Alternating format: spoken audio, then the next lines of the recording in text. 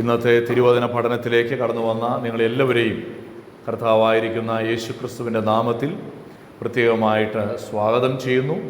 ഇന്നത്തെ നമ്മുടെ വചന പഠനം ഈ ഒരു സീരീസിൻ്റെ 4ാമത്തെ ക്ലാസ്സാണ്. നിത്യത മുതൽ നിത്യത വരെ എന്ന വിഷയത്തെ ആസ്പദമാക്കിയുള്ള 4ാമത്തെ ക്ലാസ്സിലേക്ക് നമ്മൾ ഇത്രയും പേര് ഒരുമിച്ച് കൂടി വന്നത് ഓർത്ത് ഞാൻ ദൈവത്തെ സ്തുതിക്കുകയും സ്തോത്രം ചെയ്യുകയും കർത്താവ് നമ്മെ ധാരാളമായി അനുഗ്രഹിക്കുകയും ചെയ്യട്ടെ.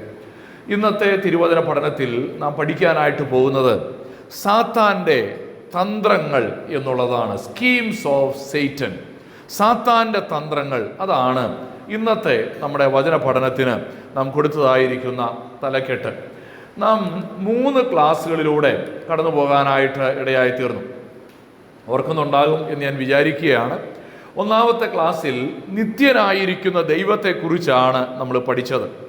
ദൈവം ഭൂതകാല നിത്യതയിൽ അല്ലെങ്കിൽ ലോകാരംഭത്തിന് മുൻപ്, ഉൽപ്പത്തി 1:1 മുൻപ് ദൈവം എന്ത് ചെയ്യുകയായിരുന്നു എന്നുള്ളത് നമുക്ക് പഠിക്കാനായിട്ട് ഇടയായി തീർന്നു. 2ാമത്തെ ക്ലാസ്സിൽ നാം പഠിച്ചത് ദൂതന്മാരുടെ സൃഷ്ടിയെക്കുറിച്ചും അവരുടെ ചരിത്രത്തെക്കുറിച്ചുമൊക്കെയാണ് നാം പഠിക്കാനായിട്ട് ഇടയായി തീർന്നത്. കഴിഞ്ഞ ക്ലാസ്സിൽ നാം പഠിക്കാൻ തുടങ്ങിയത് ഈ ദൂതന്മാരിൽ ഒരുവനായിരിക്കുന്ന ലൂസിഫർ, അവൻ എങ്ങനെയാണ് സാത്താനായി മാറിയത്, സാത്താൻ്റെ ഉത്ഭവവും അവൻ്റെ അവസാനവും. അതാണ് കഴിഞ്ഞ ക്ലാസ്സിൽ നാം പഠിക്കാനായിട്ടിടയായത്. ഇന്ന് അതിൻ്റെ ഒരു തുടർച്ചയായിട്ടാണ് നാം പഠിക്കുന്നത്. ഇന്ന് നാം പഠിക്കാൻ പോകുന്നത് ഈ സാത്താൻ, അവൻ്റെ തന്ത്രങ്ങൾ എന്തൊക്കെയാണ് എന്നുള്ളത് ഇന്ന് നാം പഠിക്കാനായിട്ട് ഒരുങ്ങുകയാണ്. ഇത് പഠിക്കേണ്ട ആവശ്യമുണ്ടോ? തീർച്ചയായിട്ടും പഠിക്കേണ്ട ആവശ്യമുണ്ടല്ലേ. എന്ന് പറഞ്ഞാൽ ഒരു യുദ്ധത്തിന് പോകുന്നതിന് മുമ്പ് ആ ശത്രുവിൻ്റെ തന്ത്രങ്ങളെ അറിയുക, അതാണ് ഇന്ന് നാം പഠിക്കാനായിട്ട് പോകുന്നത്. കഴിഞ്ഞ ക്ലാസ്സിൽ ഞാനൊരു കാര്യം പറഞ്ഞിരുന്നു. അന്ത്യകാല സംഭവങ്ങളുടെ ഒരു ചെറിയ സമ്മറി ഞാൻ നിങ്ങൾക്ക് അടുത്ത ക്ലാസ്സിൽ കാണിച്ചു തരാം. ഇത് നമുക്ക് ആർക്കും അറിയാത്തതാണെന്ന് ഞാൻ വിചാരിക്കുന്നില്ല. അന്ത്യകാല സംഭവങ്ങളെക്കുറിച്ചുള്ളതായ ഒരു ഔട്ട്ലൈൻ, ഒരു ചാർട്ടാണ് നമുക്ക് ഇവിടെ കാണാനായിട്ട് കഴിയുന്നത്. ഈ ഇടതുവശത്ത് നമ്മൾ കാണുന്നത് സഭായുഗത്തെക്കുറിച്ചാണ്. പ്രസന്റ് ചർച്ച് ഏജ്, സഭായുഗമാണ് നമുക്കിവിടെ കാണാനായിട്ട് കഴിയുന്നത്. ഇപ്പോൾ നമ്മൾ അങ്ങനെ പോയിക്കൊണ്ടിരിക്കുകയാണ്. എന്നാൽ ഈ സഭായുഗത്തിൻ്റെ അവസാനം എന്ന് പറയുന്നത് സഭ എടുക്കപ്പെടുകയാണ്. ഉൽപ്രാപണം. 1 തെസ്സലോനിക്ക ലേഖനം 4-ാം അധ്യായത്തിൻ്റെ 16ഉം 17ഉം വാക്യങ്ങളിൽ നമ്മൾ വായിക്കുന്നത് പോലെ കർത്താവ് താൻ ഗംഭീരനാദത്തോടെ വരുമ്പോൾ, പ്രധാന ദൂതന്റെ ശബ്ദത്തോടെ വരുമ്പോൾ, ദൈവത്തിൻ്റെ കാഹളം മുഴങ്ങുമ്പോൾ എന്ത് സംഭവിക്കും? സഭ ഭൂമിയിൽ നിന്ന് എടുക്കപ്പെടുവാനായിട്ടിടയായി തീരും. അങ്ങനെ എടുക്കപ്പെടുന്നതിന് പറയുന്ന ഒരു തിയോളജിക്കൽ ടേമാണ്, ദൈവശാസ്ത്രപരമായ ഒരു പ്രയോഗമാണ് ഉൽപ്രാപണം അഥവാ റാപ്ചർ എന്ന് വാക്കുകൊണ്ട് ഉദ്ദേശിക്കുന്നത്. അത് കഴിഞ്ഞാൽ 7 വർഷം ഭൂമിയിൽ ഒരു മഹാപീഡന കാലഘട്ടം എന്നാണ് മലയാളത്തിൽ അതിനെ വിശേഷിപ്പിക്കുന്നത്. The years of tribulation. 7 വർഷം നീണ്ടു നിൽക്കുന്ന ഒരു മഹാപീഡനത്തിൻ്റെ സമയമാണ് അടുത്തതായിട്ട് നമുക്ക് കാണാൻ കഴിയുന്നത്. ആ 7 വർഷത്തെ 2ആയിട്ട് നമുക്ക് തിരിക്കാം. എന്താണ് 2ആയിട്ട് തിരിക്കുക എന്ന് പറഞ്ഞാൽ, ആദ്യത്തെ 3.5 വർഷത്തെ വിശേഷിപ്പിക്കുന്നത് എന്താണ്? ഈറ്റുനോവിൻ്റെ ആരംഭം അത്രേ എന്നൊക്കെ നമ്മൾ തിരുവചനത്തിൽ വായിക്കുന്നുണ്ട്. The beginning of sorrows. ആദ്യത്തെ 3.5 വർഷമാണ് എതിർ ക്രിസ്തുവിൻ്റെ വളരെ ശക്തമായിരിക്കുന്ന പീഡനം ഈ ഭൂമിയിൽ നടക്കുന്നത്. അടുത്ത 3.5 വർഷം ദൈവകോപം ഭൂമിയിലേക്ക് ചൊരിയപ്പെടുകയാണ്. അതിനെയാണ് ദ ഗ്രേറ്റ് ട്രിബുലേഷൻ എന്നും വേണമെങ്കിൽ, അല്ലെങ്കിൽ ദ റാത്ത് ഓഫ് ഗോഡ്, അങ്ങനെ അതാണ് കുറച്ചുകൂടെ നല്ല ഒരു ടേമായിട്ട് ഞാൻ വിചാരിക്കുന്നത്. ആദ്യത്തെ 3.5 വർഷം എതിർ ക്രിസ്തുവിൻ്റെ പീഡനവും, 2ാമത്തെ 3.5 വർഷം ദൈവകോപം ഭൂമിയിൽ ചൊരിയപ്പെടുകയും ചെയ്യുകയാണ്. ഇനി അത് കഴിഞ്ഞ് സഭ എന്ത് ചെയ്യപ്പെട്ടു? സ്വർഗത്തിലേക്ക് എടുക്കപ്പെട്ടു. സ്വർഗത്തിലേക്ക് എടുക്കപ്പെട്ട സഭ സ്വർഗത്തിൽ വെച്ച് എന്ത് ചെയ്യുന്നറിയാമോ? ദൈവത്തിൽ നിന്ന് നമ്മുടെ പ്രവർത്തികൾക്കനുസരിച്ചുള്ള പ്രതിഫലങ്ങളെ സ്വീകരിക്കും. പ്രതിഫലങ്ങളെയൊക്കെ സ്വീകരിച്ച് കുഞ്ഞാടിൻ്റെ കല്യാണം നടക്കും സ്വർഗത്തിൽ വെച്ച്. അങ്ങനെ കുഞ്ഞാടിൻ്റെ കല്യാണമൊക്കെ സ്വർഗത്തിൽ വെച്ച് നടന്നു കഴിഞ്ഞതിന് ശേഷം ഈ 7 വർഷം പൂർത്തിയായി കഴിയുമ്പോൾ കർത്താവ് ഈ ദൂതന്മാരുമായിട്ട് സഭയുമായിട്ട് ഒരുമിച്ച് എന്ത് ചെയ്യുന്നറിയാമോ? ഈ ഭൂമിയിലേക്ക് ഇറങ്ങി വരും. ആദ്യം കർത്താവ് വന്നത് മധ്യാകാശത്തിലാണ്. സഭ മധ്യാകാശത്തിലേക്ക് എടുക്കപ്പെട്ടു. സഭ കർത്താവിനോട് ഒരുമിച്ച് സ്വർഗത്തിലേക്ക് പോയി. അടുത്ത 7 വർഷം സഭ ഭൂമിയിൽ മഹാപീഡനം നടക്കുമ്പോൾ അവിടെ പാരലായിട്ട് എന്ത് സംഭവിക്കുന്നു? കർത്താവിൽ നിന്ന് സഭ പ്രതിഫലങ്ങളെയൊക്കെ വാങ്ങുന്നു. കുഞ്ഞാടിൻ്റെ കല്യാണം നടക്കുകയാണ്. കുഞ്ഞാടിൻ്റെ കല്യാണം എന്ന് പറഞ്ഞാൽ ആരാണ് കുഞ്ഞാട്? സഭ അല്ലേ? മണവാട്ടിയുമായി മണവാളൻ ഒരുമിക്കുന്ന സമയമാണ്. മനോഹരമായ ഒരു പിക്ചറൈസേഷനാണ്. ആ കുഞ്ഞാടിൻ്റെ കല്യാണമൊക്കെ കഴിഞ്ഞതിന് ശേഷം കർത്താവ് എന്ത് ചെയ്യും? ഒലിവ് മലയിലേക്ക് കാൽച്ചിട്ടു. അതാണ് ദ റിട്ടേൺ ഓഫ് ക്രൈസ്റ്റ് എന്ന് അവിടെ പറഞ്ഞിരിക്കുന്നത്. ദ റിട്ടേൺ ഓഫ് ക്രൈസ്റ്റ് എന്ന് അവിടെ പറഞ്ഞിരിക്കുന്നത് കർത്താവ് ഭൂമിയിൽ ഒലിവ് മലയിൽ കാൽ ചവിട്ടും. ഈ ഒലിവ് മലയിൽ കാൽ ചവിട്ടുമ്പോൾ ഒരു വലിയ യുദ്ധം നടക്കുകയാണ്.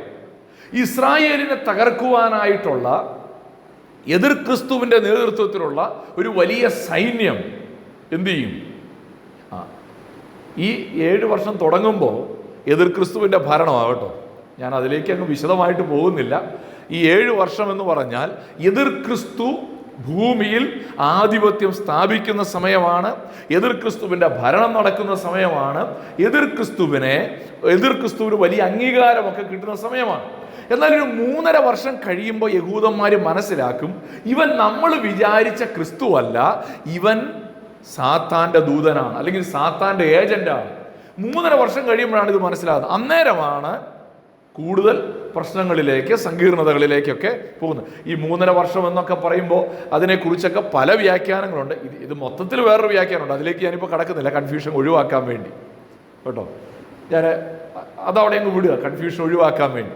ഇനി ഈ കർത്താവ് ഭൂമിയിൽ വന്നു കഴിഞ്ഞാൽ എന്ത് സംഭവിക്കും? ഇസ്രായേലും എതിർ ക്രിസ്തുവിൻ്റെ സൈന്യവുമായിട്ടുള്ള വലിയ യുദ്ധത്തിൽ കർത്താവ് ഇസ്രായേലിനെ രക്ഷിക്കും. കാരണം എന്നാണ്? ഈ വലിയ പീഡനത്തിൻ്റെ സമയത്ത് ഈ ഇസ്രായേൽ മക്കൾ തങ്ങൾ കുത്തിയവങ്കലേക്ക് നോക്കും. ഒരിക്കൽ ഞങ്ങൾ ക്രൂശിച്ചവനായ മശിഹ, അവനാണ് യഥാർത്ഥ ക്രിസ്തു എന്ന് ഒരു പറ്റം യഹൂദന്മാർ തിരിച്ചറിയുകയും അവർ വിളിച്ചപേക്ഷിക്കാൻ തുടങ്ങും.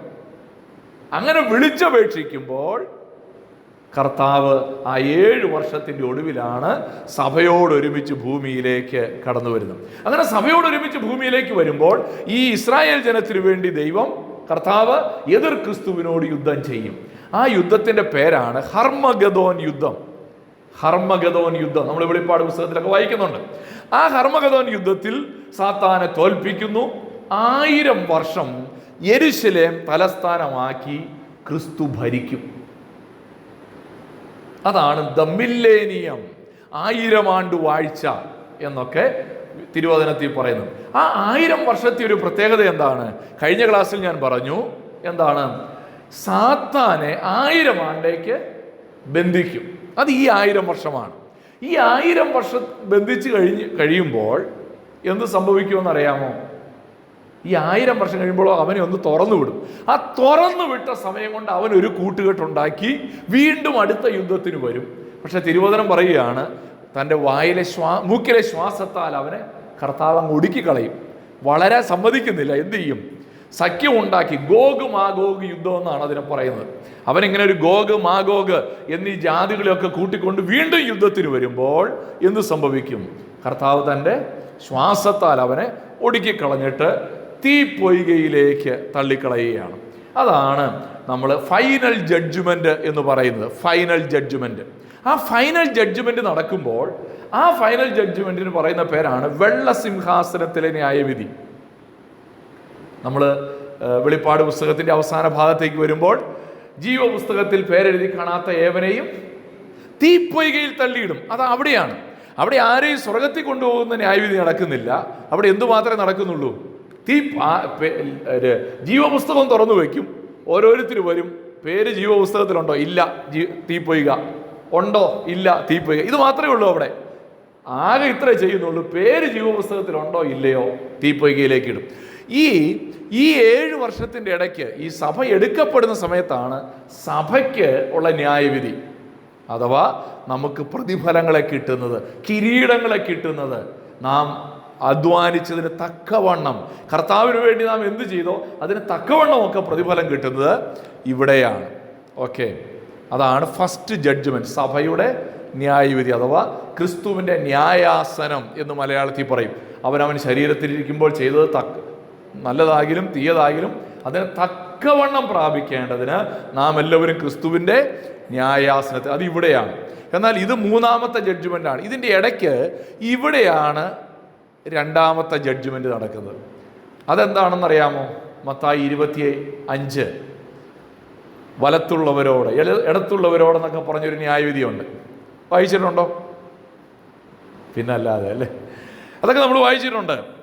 അവിടെ യഹൂദന്മാരെ ഈ മഹാപീഡന കാലഘട്ടത്തിൽ സഹായിച്ചവരും സഹായിക്കാത്തവരും ഉണ്ട്.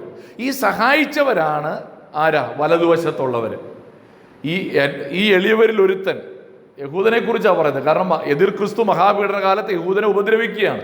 ആ സമയത്ത് യഹൂദൻ ദൈവജനമാണെന്ന് തിരിച്ചറിഞ്ഞ് അവനെ സഹായിക്കുന്നവരാണ് ഈ എളിയവരിൽ ഒരുത്തൻ. വിശന്നിരുന്നു, നിങ്ങൾ കഴിക്കാൻ കൊടുത്തു; നഗ്നനായിരുന്നു, നിങ്ങൾ ഉടുക്കാൻ കൊടുത്തു; രോഗിയായിരുന്നു, നിങ്ങൾ കാണാൻ ചെന്നു എന്ന് പറഞ്ഞ് അവർ ചെയ്ത സൽപ്രവർത്തികളുടെ അടിസ്ഥാനത്തിലുള്ള ഒരു ന്യായവിധി അവിടെ നടക്കുന്നുണ്ട്. അത് ഈ 1000 ആണ്ട് വാഴ്ചയ്ക്ക് തൊട്ടു മുമ്പാണ് നടക്കുന്നത്. അങ്ങനെ 3 ന്യായവിധികളും അവിടെ നടക്കുന്നുണ്ട്. നിങ്ങൾക്ക് മനസ്സിലായി കാണുമെന്ന് ഞാൻ വിചാരിക്കുകയാണ്. ഞാൻ ഈ ചാർട്ട് നിങ്ങൾക്ക് എല്ലാവർക്കും തരാൻ ശ്രമിക്കാം, ഞാൻ എല്ലാവർക്കും ഷെയർ ചെയ്യാം. കഴിഞ്ഞ ക്ലാസ്സിൽ ഞാൻ എന്തോ തരാമെന്ന് പറഞ്ഞു, ഇന്ന് വൈകിട്ടാണ് ഞാനത് ഓർത്തത്. ഞാൻ ആ കാര്യമേ മറന്നുപോയായിരുന്നു. ആരെങ്കിലും ഒന്ന് ഓർപ്പിച്ചിരുന്നെങ്കിൽ ഞാൻ അതിടയ്ക്ക് വെച്ച് ഇട്ടേനെ. ഓക്കെ, അപ്പോൾ ഇതാണ് ഈ അന്ത്യകാല സംഭവങ്ങൾ എന്ന് പറയുമ്പോൾ. അന്ത്യകാലഘട്ടത്തിൽ എന്ത് സംഭവിക്കുമെന്ന് ചോദിച്ചാൽ ഇതാണ്. അപ്പോൾ ഈ സാത്താന് ഇത് എന്തിനാ ഈ ചാർട്ട് കാണിച്ചതെന്ന് വെച്ചാൽ, ഈ സാത്താൻ 1000 ആണ്ടേക്ക് ചങ്ങലക്ക് ഇടുമെന്നൊക്കെ പറയുമ്പോൾ ഇത് എപ്പോഴാണെന്ന് അറിയണ്ടേ? അതിനു വേണ്ടിയാണ് ഞാനിത് കാണിച്ചത്. ഇത് ഇന്നും നമുക്ക് ആവശ്യം വരും. ഇത് നമ്മുടെ മനസ്സിലുണ്ടാകണം ഇനിയുള്ള കാര്യങ്ങൾ പഠിക്കുമ്പോൾ, പറയുമ്പോൾ. അപ്പോൾ ഞാൻ പറഞ്ഞു വന്നതിൻ്റെ ചുരുക്കം ഇത്രയേ ഉള്ളൂ. എതിർ ക്രിസ്തുവിൻ്റെ ഭരണം അല്ലെങ്കിൽ സാത്താൻ്റെ തന്ത്രങ്ങൾ, ഇതാണ് നമ്മൾ ഇനിയും പഠിക്കാനായിട്ട് പോകുന്നത്. 2 കൊരിന്ത്യ ലേഖനം 2-ാം അധ്യായത്തിൻ്റെ 11-ാമത്തെ വാക്യം നാം വായിക്കുമ്പോൾ അവിടെ ഇങ്ങനെയാണ് വായിക്കുന്നത്. എന്താണ്? സാത്താൻ, 2 കൊരിന്ത്യൻസ് 2:11, സാത്താൻ നമ്മെ തോൽപ്പിക്കരുത്, അവൻ്റെ തന്ത്രങ്ങളെ നാം അറിയാത്തവരല്ലല്ലോ. സാത്താൻ നമ്മെ തോൽപ്പിക്കരുത്, അവൻ്റെ തന്ത്രങ്ങളെ നാം അറിയാത്തവരല്ലല്ലോ. നമുക്കറിയാമോ? ദൈവവചനം നമ്മളെക്കുറിച്ച് പ്രതീക്ഷിക്കുന്നത് നമുക്ക് ഈ സാത്താൻ്റെ തന്ത്രങ്ങളൊക്കെ അറിയാമെന്നുള്ളതാണ്.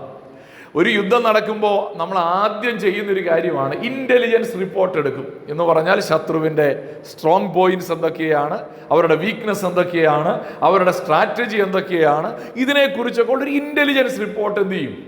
നമ്മൾ സംഘടിപ്പിക്കും. എങ്കിലേ ശത്രുവിനെതിരെ നന്നായിട്ട് യുദ്ധം ചെയ്യാൻ കഴിയുള്ളൂ. ഇതുപോലെ തന്നെയാണ് ശത്രുവിനോട് നമ്മൾ എതിർക്കാൻ തീരുമാനിക്കുമ്പോൾ, പിശാചിനോട് പോരാടാൻ തീരുമാനിക്കുമ്പോൾ നമുക്കുണ്ടായിരിക്കേണ്ട ഒരു മിനിമം അവയർനെസ് അതെവിടെ ഉണ്ടെന്നറിയാമോ? അതെവിടാ? അറിയാത്തവരല്ലല്ലോ എന്ന് പൗലോസ് പറയുമ്പോൾ അതെങ്ങനെ അറിയുന്നേ? ദൈവവചനത്തിലൂടെയാണ്. തിരുവെഴുത്ത് ഈ സാത്താൻ്റെ തന്ത്രങ്ങളെ കുറിച്ചുള്ള ഒരു ഇൻ്റലിജൻസ് റിപ്പോർട്ട് നമുക്ക് തന്നിരിക്കുകയാണ്. ശത്രുവിൻ്റെ തന്ത്രങ്ങളും വീക്ക്നെസ്സും എല്ലാം നമ്മളോട് നേരത്തെ പറഞ്ഞിട്ട് പറയുകയാണ്, അവൻ ഇന്ന സ്ട്രാറ്റജി ആയിരിക്കും എടുക്കാൻ പോകുന്നത്, നീ എന്ത് ചെയ്തോണം? അവനെ ജയിക്കണം. അപ്പോൾ നമുക്ക് ഒന്ന് പരിശോധിക്കാം എന്തൊക്കെയാണ് സാത്താൻ്റെ തന്ത്രങ്ങൾ. നമുക്ക് അതൊന്ന് വിശദമായി ചിന്തിക്കാം എന്ന് ഞാൻ വിചാരിക്കുകയാണ്. നമുക്കൊന്ന് പരിശോധിക്കാം. ഒന്നാമത്തെ തന്ത്രം, സാത്താൻ്റെ ഒന്നാമത്തെ തന്ത്രം ദൈവത്തെ അനുകരിക്കുക എന്നുള്ളതാണ്. Imitating God. സാത്താൻ്റെ ഒന്നാമത്തെ തന്ത്രം എന്താണ്? ദൈവത്തെ ഇമിറ്റേറ്റ് ചെയ്യുക, അനുകരിക്കുക. നല്ലൊരു മിമിക്രിക്കാരനാണ് സാത്താൻ. സാത്താൻ്റെ തന്ത്രം അനുകരിക്കുന്ന ഒരു തന്ത്രമാണ്. അതൊരു നല്ല തന്ത്രമല്ലേ? മനുഷ്യനെ വീഴിക്കാൻ പിശാച് ഉപയോഗിക്കുന്ന ഒന്നാമത്തെ തന്ത്രം അതാണ്. ഏതാണ്? ദൈവത്തെ അനുകരിക്കുക. ഞാൻ 3 കാര്യങ്ങൾ ഇവിടെ പറയാൻ ആഗ്രഹിക്കുകയാണ്. ഒന്നാമത്തേത്, ഈ ദൈവത്തെ അനുകരിക്കുക എന്ന് പറയുമ്പോൾ എങ്ങനെയാണ് അനുകരിക്കുന്നത്? ഒന്ന്, ഒരു സാത്താൻ ഒരു തൃത്വമുണ്ട്, സാത്താന്യ തൃത്വം, എ ഫോൾസ് ട്രിനിറ്റി. നമുക്കൊരു തൃത്വമുണ്ട് അല്ലേ? ഏതാ തൃത്വം? പിതാവ്, പുത്രൻ, പരിശുദ്ധാത്മാവ്. എന്നാൽ ഇതിനെ അനുകരിച്ചുകൊണ്ട് സാത്താനും എന്ത് ചെയ്തിട്ടുണ്ടെന്ന് അറിയാമോ? ഒരു തൃത്വം ഫോം ചെയ്തിട്ടുണ്ട്. ആ തൃത്വത്തെക്കുറിച്ച് നമ്മൾ വായിക്കുന്നത് വെളിപ്പാട് പുസ്തകത്തിലാണ്. വെളിപ്പാട് പുസ്തകം 13-ാം അധ്യായത്തിൻ്റെ 4-ാമത്തെ വാക്യത്തിൽ നാം ഇങ്ങനെ വായിക്കുന്നുണ്ട്. സൈറ്റാനിക് ട്രിനിറ്റിയാണ്. മൃഗത്തിന് അധികാരം കൊടുത്തതുകൊണ്ട് അവർ മഹാസർപ്പത്തെ നമസ്കരിച്ചു. ഇവിടെ 2 പേരെ കുറിച്ച് പറയുന്നുണ്ട്. ഒരു മഹാസർപ്പം, 2 മൃഗം. ഇവിടെ പറയുന്ന ഈ മഹാസർപ്പം, ദ ഗ്രേറ്റ് ഡ്രാഗൺ എന്ന് പറയുന്നതാണ് സാത്താൻ. ഈ സാത്താൻ തൻ്റെ അധികാരം മുഴുവൻ കൊടുത്ത ഒരാളാണ് മൃഗം എന്നവിടെ പറഞ്ഞിരിക്കുന്ന എതിർ ക്രിസ്തു. വെളിപ്പാട് പുസ്തകം നമ്മൾ വായിച്ചു വരുമ്പോൾ നമുക്ക് മനസ്സിലാകും ഈ മൃഗം എന്ന് വിശേഷിപ്പിക്കുന്നത് എതിർ ക്രിസ്തുവിനെയാണ്. ഈ എതിർ ക്രിസ്തുവിന് സാത്താൻ തൻ്റെ അധികാരം കൊടുത്തിട്ടാണ് എന്ത് ചെയ്യുന്നത്? ഈ ഭൂമിയിൽ അവനെ ഉപയോഗിക്കുന്നത്. അപ്പോൾ സാത്താൻ നേതൃത്വത്തിൽ 1-ാമത്തെ ആളാണ് മൃഗം, 2-ാമത്തെ ആളാണ് മഹാസർപ്പം. ഇനി 3-ാമതൊരാളും കൂടെ ഉണ്ട്. വെളിപ്പാട് പുസ്തകം തന്നെ 16-ാം അധ്യായത്തിൻ്റെ 13-ാമത്തെ വാക്യത്തിലേക്ക് വരുമ്പോൾ അവിടെ ഈ 3 പേരുടെയും പേര് പറയുന്നുണ്ട്. ഒന്ന് മഹാസർപ്പം, മഹാസർപ്പത്തിൻ്റെ വായിൽ നിന്നും, മൃഗത്തിൻ്റെ വായിൽ നിന്നും, കള്ളപ്രവാചകന്റെ വായിൽ നിന്നും. 3 പേര് ആരൊക്കെയാണ്? മഹാസർപ്പം, മൃഗം, കള്ളപ്രവാചകൻ. ഇവരുടെ 3 വായിൽ നിന്നും തവളയെ പോലെ, നമ്മൾ കുറച്ച് കഴിഞ്ഞ് ഈ വാക്യങ്ങൾ വീണ്ടും എടുക്കും, അന്നേരം കുറച്ചുകൂടെ മനസ്സിലാക്കാനായിട്ട് സാധിക്കും. അപ്പോൾ ഇവിടെ 3 പേരെ കുറിച്ച് പറയുന്നുണ്ട്. സാത്താൻ, മൃഗം, 2 ഒരു കള്ളപ്രവാചകൻ. ഒരു പിതാവും പുത്രനും പരിശുദ്ധാത്മാവും ഉള്ളതുപോലെ ഈ സാത്താനും എന്തുണ്ടെന്നറിയാമോ? ഒന്ന് സാത്താൻ തൃത്വത്തിൽ 1-ാമനായിട്ട് സാത്താൻ അവിടെ നിൽക്കുകയാണ്. 2-ാമനായിട്ട് ആരുണ്ട്? എതിർ ക്രിസ്തു അഥവാ മൃഗം എന്ന് തിരുവചനം പറയുന്നു. 3 കള്ളപ്രവാചകൻ അഥവാ ഫോൾസ് പ്രോഫറ്റ്. ഈ പിതാവും പുത്രനും പരിശുദ്ധാത്മാവും ഒക്കെ ചെയ്യുന്നത് പോലെ ഇവർക്കും ചില ഡ്യൂട്ടീസൊക്കെ ഉണ്ട്. ഇവരും എന്ത് ചെയ്യുന്നുണ്ട്? ഇവിടെ നമ്മൾ കാണുന്നുണ്ട്, അവരുടെ വായിൽ നിന്നും തവളയെ പോലെ 3 ആത്മാക്കൾ പുറപ്പെടുന്നു. ഇത് കണ്ടിട്ട് ആരും വിചാരിക്കരുത് 3 തവള ഇങ്ങനെ പോയെന്ന് കേട്ടോ. തവളയല്ല പോയത്, തവളയെ പോലെ എന്നാ പറഞ്ഞിരിക്കുന്നത്. എന്ന് പറഞ്ഞാൽ യോഹന്നാൻ അത് കണ്ടിട്ട് എന്നതാന്ന് മനസ്സിലായില്ല. കണ്ടപ്പോൾ ഒരു തവള പോകുന്ന പോലെ യോഹന്നാന് തോന്നി. അതുപോലെ തന്നെ യോഹന്നാൻ തവളയെ പോലെ എന്തോ ഒന്ന് എന്ന് എഴുതി വെച്ചു. എന്ന് പറഞ്ഞാൽ ദൈവത്തിൻ്റെ പരിശുദ്ധാത്മാവ് നാം ദൈവവചനം കേൾക്കുമ്പോൾ നമ്മോട് ഇടപെടുന്നത് പോലെ സാത്താൻ്റെ സന്ദേശവുമായി ലോകത്തിൻ്റെ നാനാ ദിക്കുകളിലേക്കും പോകുന്ന അശുദ്ധാത്മാവിനെ കുറിച്ചാണ് ഇവിടെ പറയുന്നത്. അപ്പോൾ ഒരു എന്തുകൊണ്ട് സാത്താന്യ തൃത്വത്തെക്കുറിച്ച് നമുക്ക് ഇവിടെ കാണുവാനായിട്ട് കഴിയുന്നുണ്ട്. ഇനി അപ്പോൾ 1-ാമത്തെ സാത്താൻ്റെ അനുകരണം എന്ന് പറയുന്നത് എന്താണ്? ദൈവത്തെ അനുകരിക്കുകയാണ്, തൃത്വത്തെ ഒന്ന് ഇമിറ്റേറ്റ് ചെയ്യുക എന്നുള്ളതാണ്.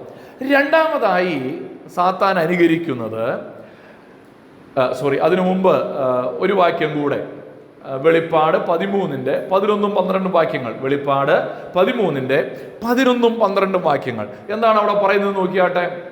മറ്റൊരു മൃഗം. അപ്പൊ ആദ്യം ഒരു മൃഗമുണ്ട്, മറ്റൊരു മൃഗം. ഇവിടെ പറയുന്ന ഈ മറ്റൊരു മൃഗം എന്ന് പറയുന്നത് ആരാണ്?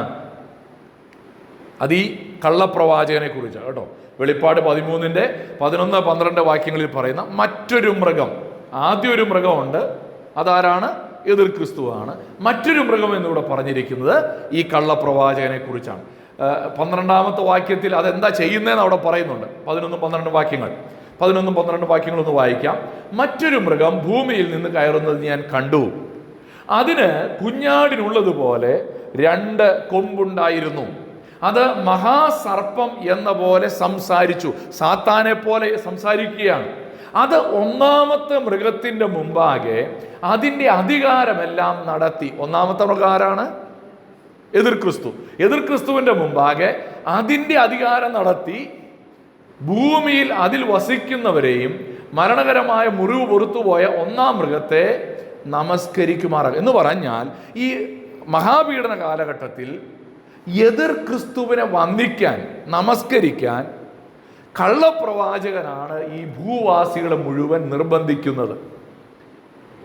പരിശുദ്ധാത്മാവ് ഇന്ന് എന്തോ ചെയ്യുന്നേ? നമ്മളോട് പറയുകയാണ് യേശു തന്നെ കർത്താവ്.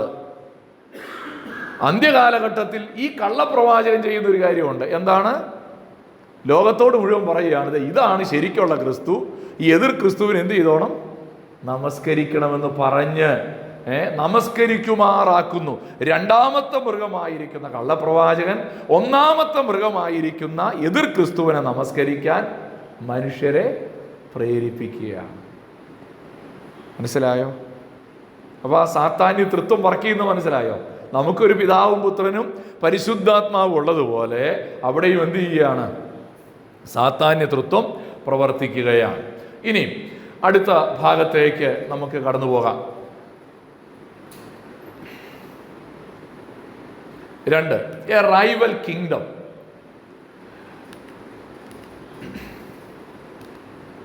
A rival kingdom, the world.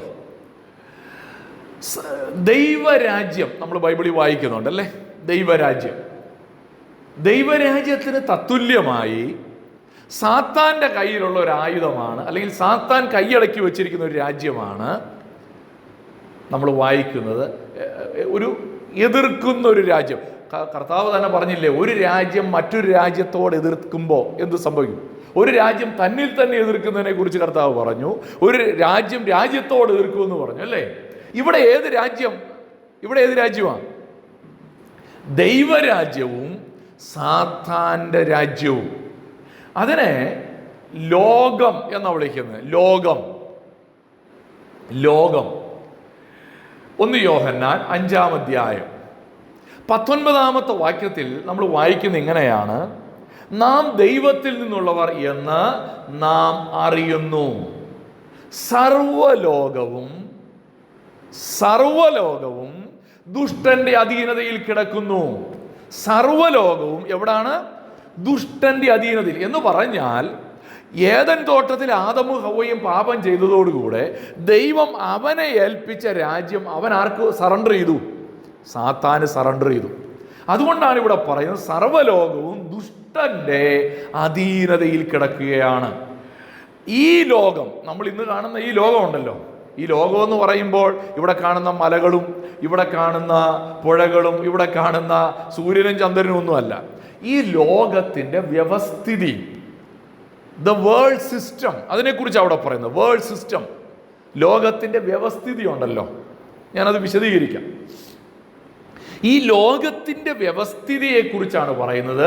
സർവ്വലോകവും, നമ്മളെപ്പോഴും പറയില്ലേ, അഴിമതിയും അനീതിയും അക്രമവും സ്വാർത്ഥതയും നിറഞ്ഞൊരു ലോകമെന്ന്. ആ ഒരു ലോക വ്യവസ്ഥിതി. ഒരാള് സ്വന്തം കാര്യം നോക്കി നമ്മളെന്തോ പറയും? അവൻ്റെ കാര്യം നോക്കാൻ അറിയാം എന്ന് നമ്മൾ പറയും അല്ലേ? എന്ന് പറഞ്ഞാൽ നമ്മളത് തെറ്റാന്ന് പറയുമോ? നമ്മളതിനെ നല്ല കാര്യമായിട്ടാണ് പറയുന്നത്. കാര്യം എന്താണെന്നറിയാമോ? അത് ഈ ലോകത്തിൻ്റെ വ്യവസ്ഥിതിയാണ്. അത് ദൈവിക വ്യവസ്ഥിതിയല്ല, ലോകത്തിൻ്റെ വ്യവസ്ഥിതിയാണ്. നമ്മൾ അതിനോടൊക്കെ പൊരുത്തപ്പെട്ട് ഇങ്ങനെ ജീവിച്ചു പോവുക. ആ ലോകത്തെക്കുറിച്ചാണ് പറയുന്നത്, ആ ലോക വ്യവസ്ഥിതിയെക്കുറിച്ചാണ്.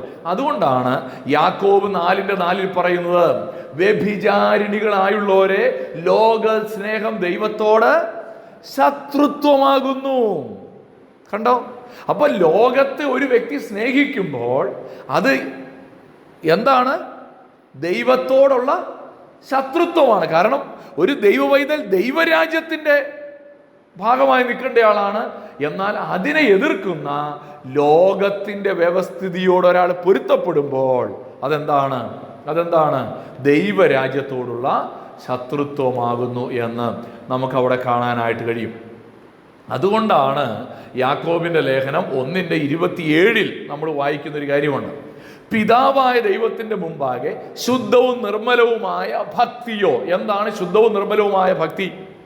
അനാഥരെയും വിധവമാരെയും അവരുടെ സങ്കടത്തിൽ ചെന്ന് കാണുന്നതും അതൊരു നല്ല കാര്യമാണ് അല്ലേ? എന്നാൽ ഞാനിവിടെ ഫോക്കസ് ചെയ്യാൻ ആഗ്രഹിക്കുന്ന 2-ാമത്തെ ഭാഗമാണ്.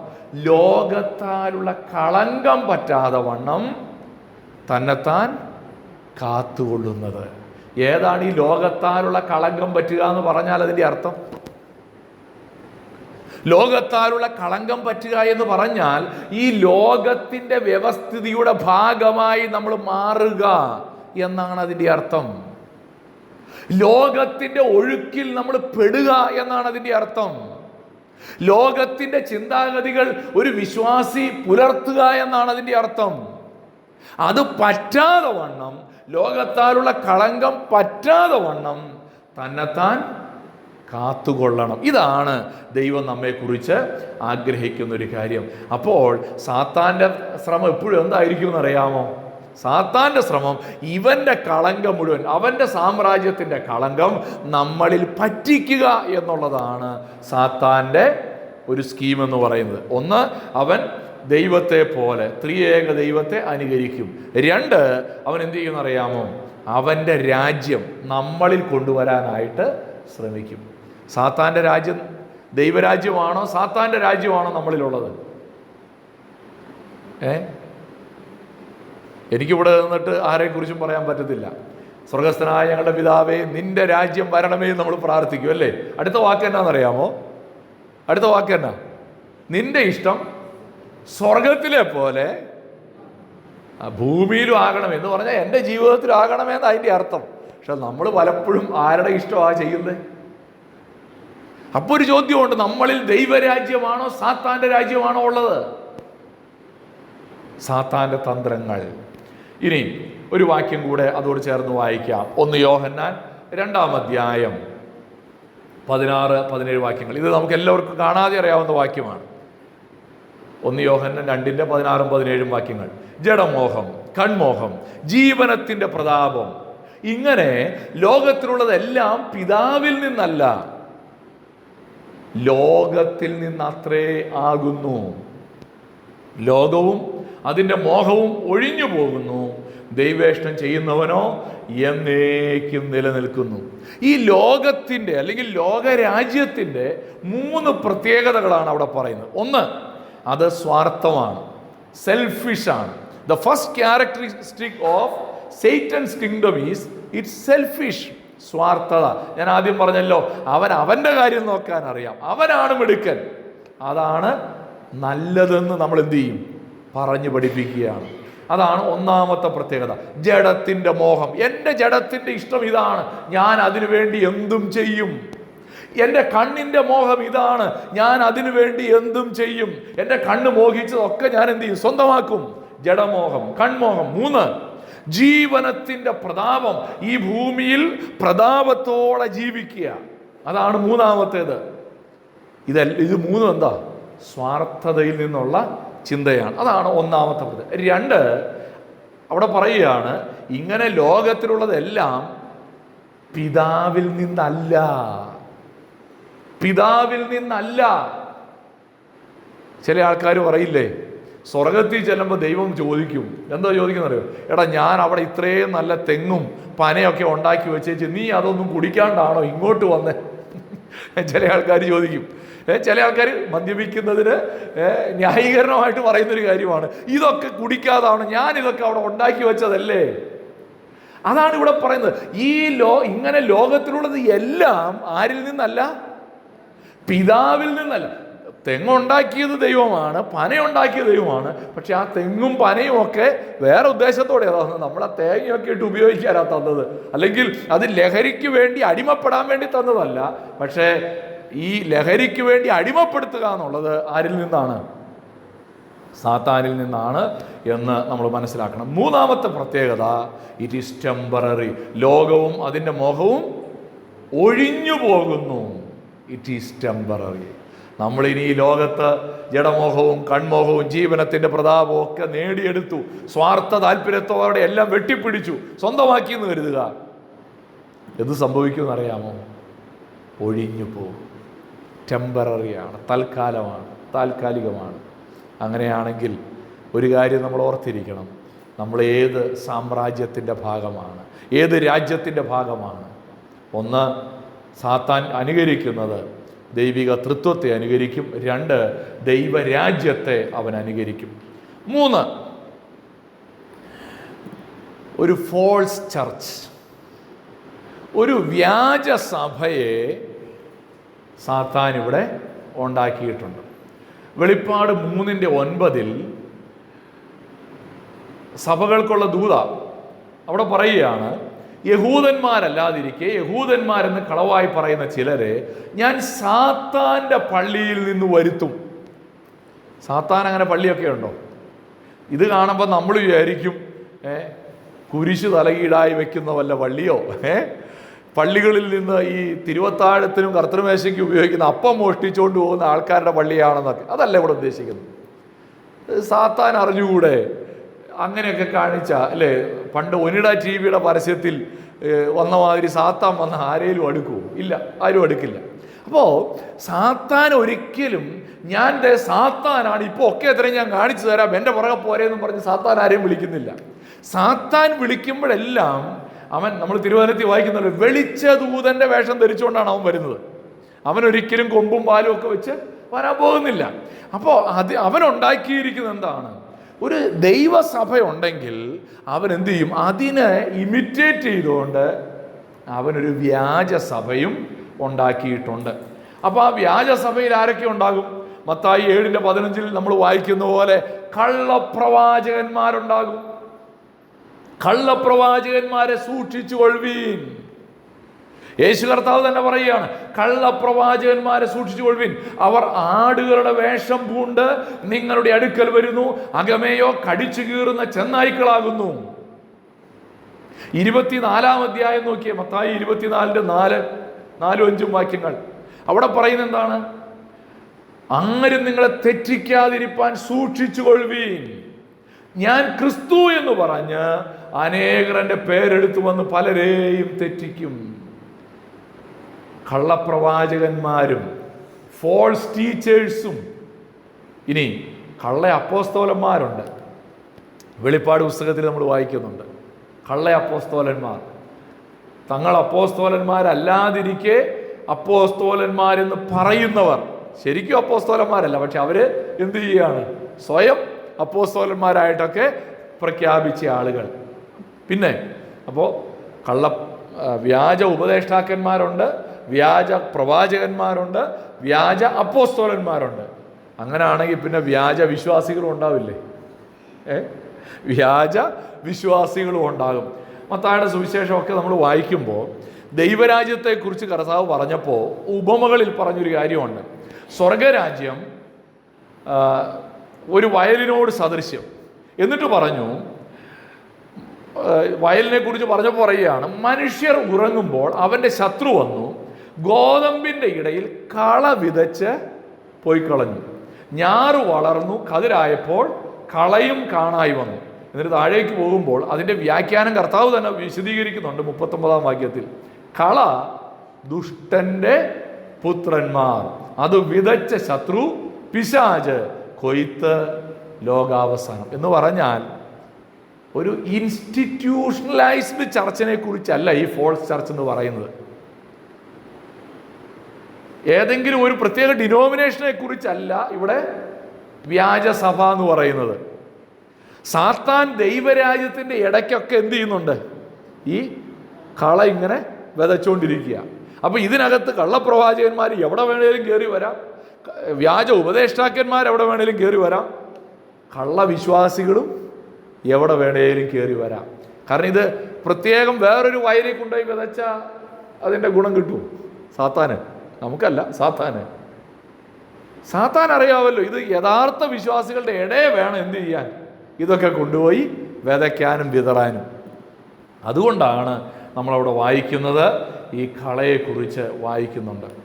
അതേ അധ്യായത്തിൽ മത്തായി 13:47-48 അധ്യായത്തിൽ ഒരു വലയെക്കുറിച്ച് സ്വർഗരാജ്യത്തോട് ഉപമിക്കുന്നുണ്ട്. സ്വർഗരാജ്യം കടലിലിടുന്നതും എല്ലാ വക മീനും പിടിക്കുന്നതുമായ ഒരു വലയോട് സദൃശം. നിറഞ്ഞപ്പോൾ അത് വലിച്ചു കരയ്ക്ക് കയറ്റി ഇരുന്നു കൊണ്ട് നല്ലത് പാത്രങ്ങളിൽ കൂട്ടിവെച്ചു, ചീത്ത എറിഞ്ഞു കളഞ്ഞു. കണ്ടോ? അപ്പോൾ ഇതിൻ്റെ ഒരേ വലയിൽ തന്നെയാണ് എല്ലാം കൊടുക്കുന്നത്.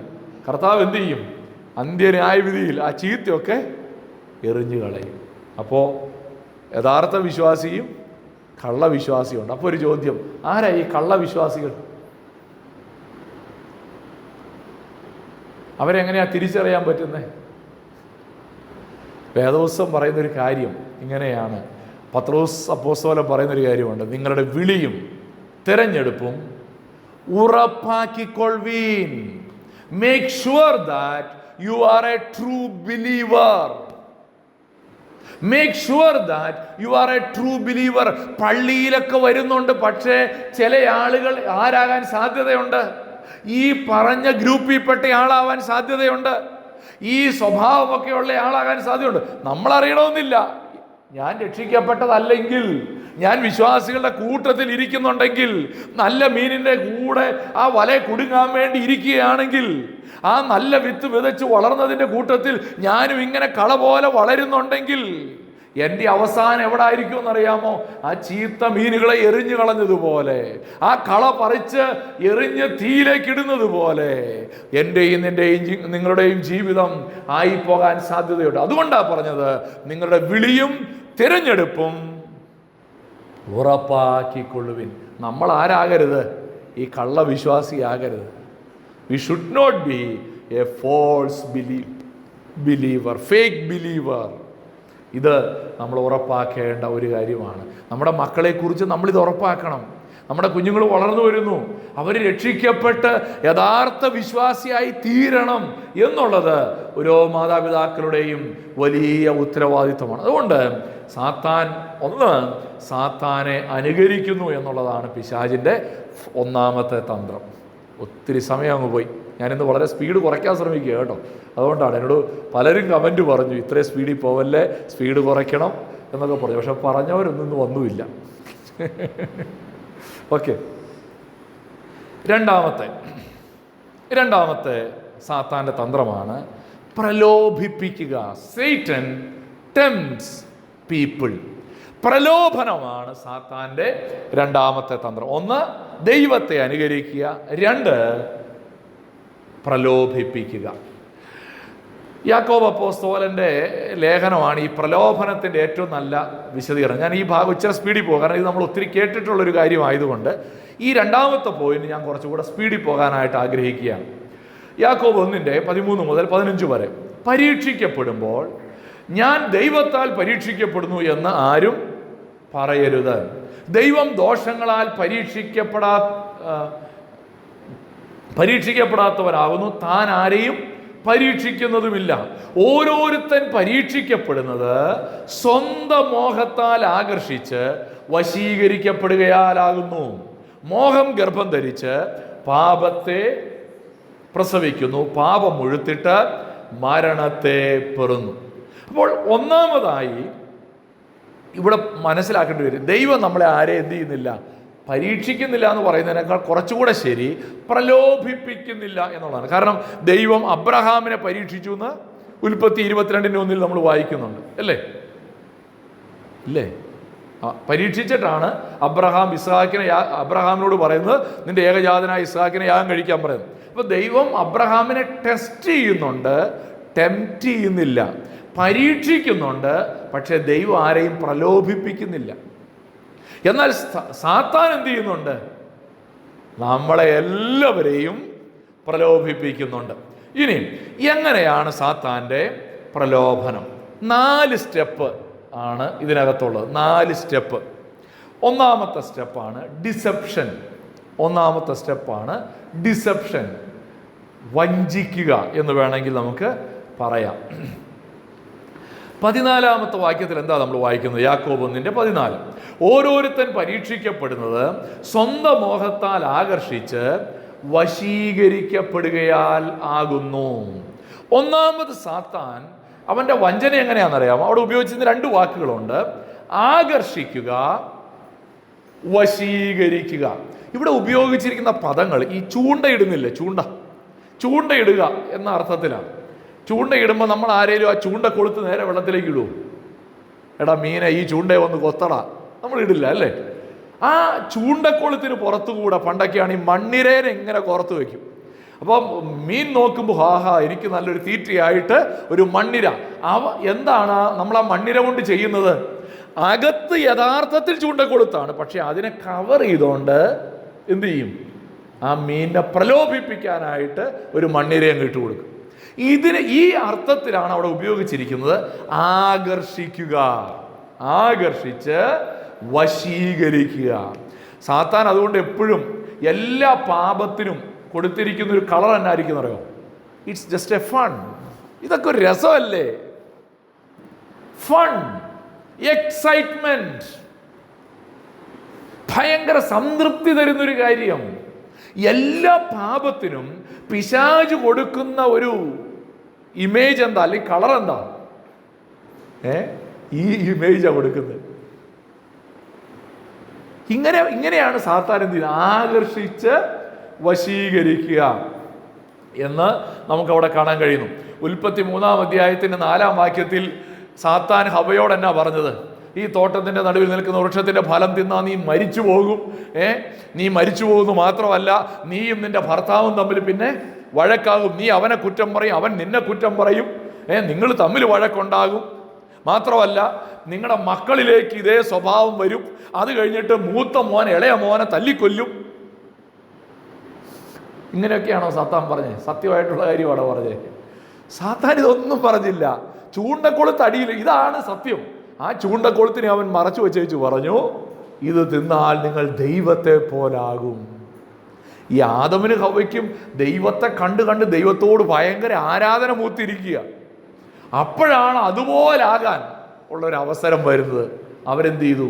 ഈ വഞ്ചനയിൽ അകപ്പെട്ടു. അതുകൊണ്ടാണ് 1 തിമോത്തിയോസ് 2:14 ആദാമല്ല സ്ത്രീ അത്രേ വഞ്ചിക്കപ്പെട്ടു എന്നാണ് പറഞ്ഞിരിക്കുന്നത്. വഞ്ചിക്കപ്പെട്ടു.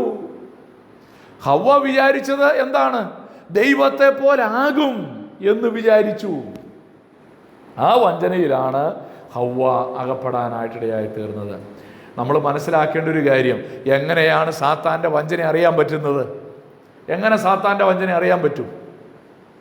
ഇപ്പൊ ഈ ഹവ്വായുടെ ഉദാഹരണത്തിൽ കൂടെ നമുക്ക് ഒരു കാര്യം മനസ്സിലാവും. ദൈവം പറഞ്ഞത് വിശ്വസിക്കുന്നതാണ്, അതല്ലാത്തതെല്ലാം എന്താണ്? സാത്താൻ്റെ വഞ്ചനയാണ്. ദൈവം എന്തു പറയുന്നോ അതങ്ങ് വിശ്വസിച്ചാൽ മതി. ദൈവം പറഞ്ഞു, ഈ തോട്ടത്തിന് നടുവിൽ നിൽക്കുന്ന വൃക്ഷത്തിന്റെ ഫലം നിങ്ങൾ തിന്നരുത്, തിന്നുന്ന നാളിൽ നിങ്ങൾ മരിക്കും. പിശാച് പറഞ്ഞു, മരിക്കയില്ല, നിശ്ചയം നിങ്ങൾ ഇത് തിന്ന് ദൈവത്തെ പോലാകും. എന്ത് ചെയ്താൽ മതി? ഈ വഞ്ചനയ്ക്കെതിരെയുള്ള ഏറ്റവും നല്ല മറുമരുന്ന് എന്താണ്? ആന്റിഡോട്ട് എന്താണ്? ദൈവവചനമാണ്. യേശുവിനെ സാത്താൻ പരീക്ഷിച്ചില്ലേ? നീ ദൈവപുത്രൻ എങ്കിൽ താഴത്തോട്ട് ചാടുക, നിന്നെക്കുറിച്ച് അവൻ തന്റെ ദൂതന്മാരോട് കൽപ്പിക്കും, അവൻ നിന്റെ കാൽ കല്ലിനോട് തട്ടാതെ വണ്ണം നിന്നെ കാത്തുകൊള്ളും എന്നൊക്കെ എഴുതിയിരിക്കുന്നുവല്ലോ. ബൈബിളിൽ നിന്ന് തന്നെ കോട്ട് ചെയ്ത് കഴിഞ്ഞപ്പോൾ കർത്താവ് അവനോട് പറഞ്ഞൊരു കാര്യമുണ്ട്. വേദപുസ്തകത്തിൽ ഒരു വാക്യോടെയുണ്ട്, നിന്റെ ദൈവമായ കർത്താവിനെ പരീക്ഷിക്കരുത് എന്നും കൂടെ എഴുതിയിരിക്കുന്നു. എന്ന് പറഞ്ഞാൽ സാത്താന്റെ തന്ത്രങ്ങളെ തിരിച്ചറിയണമെങ്കിൽ തിരുവെഴുത്തുകളാണ് നമുക്കുള്ള ഏറ്റവും നല്ല മറുമരുന്ന്. അതുകൊണ്ടാണ് ഈ വചനം പഠിക്കണമെന്ന് പറയുന്നത്. ദൈവവചനം പഠിക്കുമ്പോൾ നമുക്കുണ്ടാകുന്ന ഏറ്റവും വലിയൊരു പ്രത്യേകത, സാത്താൻ ഒരു സ്കീം ഇറക്കുമ്പോഴേ നമുക്ക് മനസ്സിലാകും, ഇതാണ് ഈ സാധനമാണ് പുള്ളി ഇറക്കുന്നത്, ഇത് അവൻ്റെ ഈ സ്ഥിര നമ്പറാണ്. ഇതെന്ത് ചെയ്യും? ഒരു വിശ്വാസിക്ക് മനസ്സിലാക്കാനായിട്ട് കഴിയും. അതുകൊണ്ടാണ് 119-ാം സങ്കീർത്തനത്തിൻ്റെ 11-ാമത്തെ വാക്യം പറയുന്നത്, ഞാൻ നിന്നോട് പാപം ചെയ്യാതിരിക്കേണ്ടതിന് നിന്റെ വചനത്തെ ഹൃദയത്തിൽ സംഗ്രഹിച്ചിരിക്കുന്നു. അപ്പോൾ പാപം ചെയ്യാതെ സാത്താൻ്റെ വഞ്ചനയിൽ അകപ്പെടാതിരിക്കാനുള്ള ഏറ്റവും നല്ല മാർഗം എന്ന് പറയുന്നത് എന്താണ്? വചനം ഹൃദയത്തിൽ സംഗ്രഹിക്കുക, വചനം മനഃപ്പാടമാക്കുക.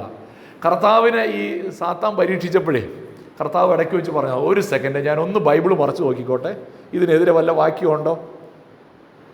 നമ്മളാണെങ്കിൽ എന്തോ ചെയ്യും?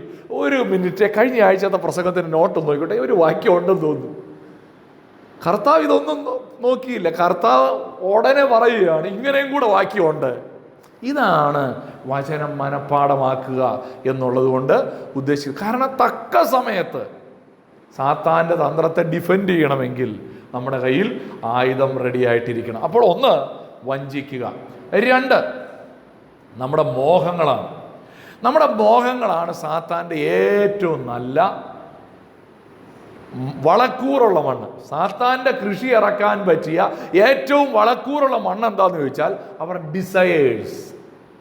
Cultivate evil desires. നമുക്ക് മോഹങ്ങളുണ്ടല്ലേ, മോഹം ഗർഭം ധരിച്ചെന്നാണ് യാക്കോബ് അവിടെ പറഞ്ഞത്.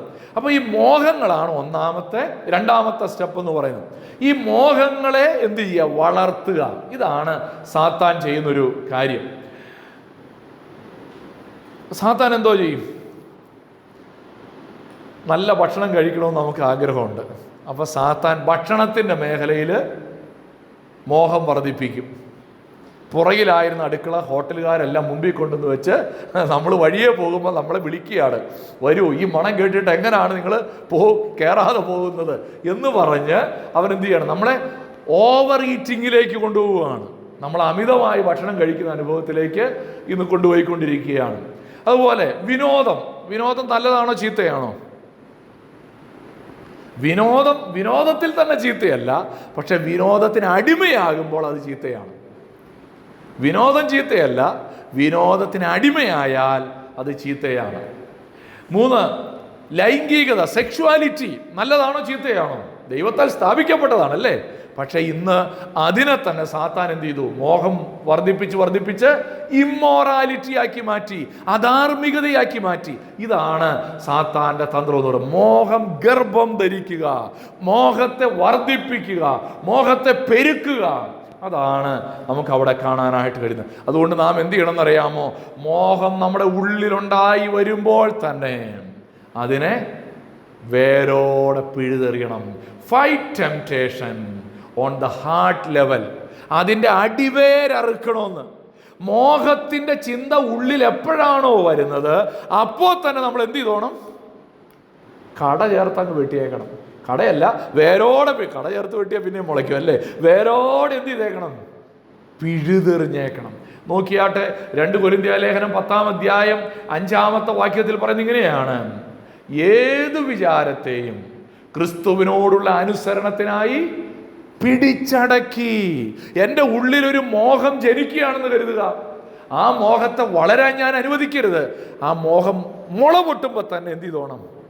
അറുത്ത് മാറ്റിയേക്കണം. അവിടെ പറയുന്നുണ്ട് ക്രിസ്തുവിനോടുള്ള അനുസരണത്തിനായി. 5-ാം വാക്യം നോക്കിയേ: അവയാൽ ഞങ്ങൾ സങ്കല്പങ്ങൾ, ഫാന്റസീസ്, ദൈവത്തിൻ്റെ പരിജ്ഞാനത്തിന് വിരോധമായി പോകുന്ന എല്ലാ ഉയർച്ചയും, നമ്മുടെ മനസ്സിൽ വരുന്ന എല്ലാ ചിന്തകളെക്കുറിച്ചുമാണ് അവിടെ പറയുന്നത്. എന്താ പറയുന്നത്? ഇതെല്ലാം എന്ത് ചെയ്തോളണം?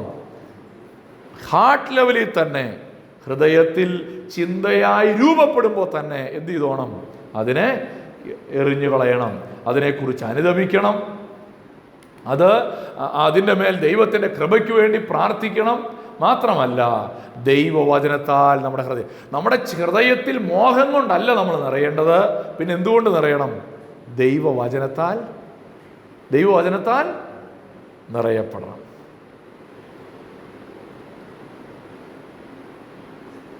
നമ്മുടെ ഹൃദയം എന്തുകൊണ്ടാണ് നിറയപ്പെടുന്നത്? ഈ മോഹം ഗർഭം ധരിക്കാൻ അനുവദിക്കരുത്. We should never allow these lusts or desires to fill our heart.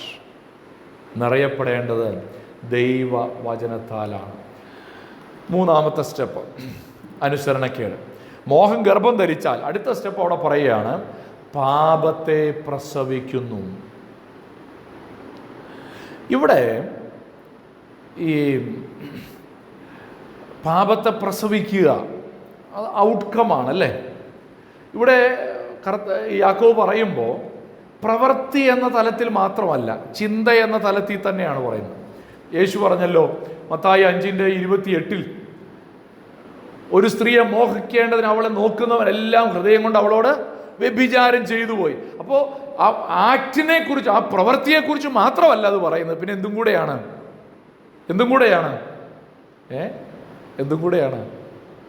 ആ മോഹത്തെ തന്നെ പാപമായിട്ട് തിരുവചനം വിശേഷിപ്പിച്ചിരിക്കുകയാണ്. എന്നാൽ ഒരു കാര്യം ഞാൻ പറയട്ടെ, പ്രലോഭനം ഉണ്ടാകുന്നത് പാപമല്ല. പക്ഷെ ആ പ്രലോഭനം മോഹം ഗർഭം ധരിച്ച് പാപത്തെ പ്രസവിക്കുന്ന അനുഭവമാണ് പാപം എന്ന് പറയുന്നത്. നാം പ്രലോഭനത്തിൽ വീഴാതിരുന്നാൽ മതി. യേശു പരീക്ഷിക്കപ്പെട്ടിട്ടുണ്ട് അല്ലേ, സാത്താനാൽ പ്രലോഭിപ്പിക്കപ്പെട്ടിട്ടുണ്ട്. പക്ഷേ യേശു പാപം ചെയ്തോ? ഇല്ല. നമുക്കും പ്രലോഭനങ്ങൾ വരാം. പ്രലോഭനം പാപമല്ല. പക്ഷെ എപ്പോൾ നാം ആ പ്രലോഭനത്തിൽ വീഴുന്നോ അത് പാപമാണ്. നാലാമത്തെ സ്റ്റെപ്പ് മരണം. അവിടെ നമ്മൾ വായിക്കുന്നത് എന്താണ്?